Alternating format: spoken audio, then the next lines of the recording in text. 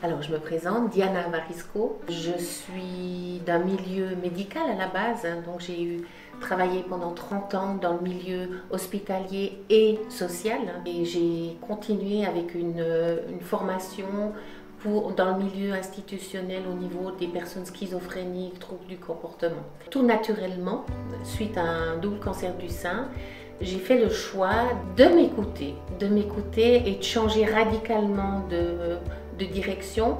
Et quand je dis vraiment de radicalement, c'est peut-être pas totalement juste, dans le sens où ça a continué dans l'aide aux autres, et par contre d'une autre manière.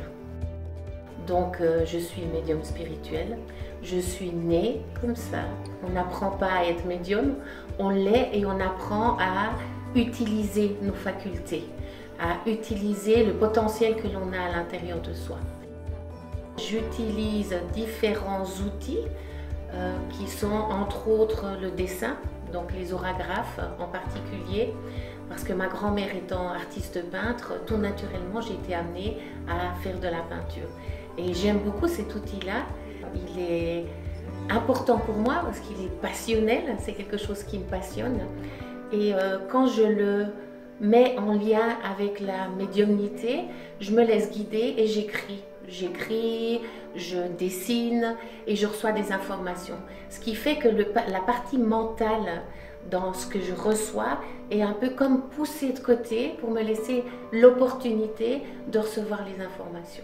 Tu vas apprendre à gérer les situations d'une manière autre.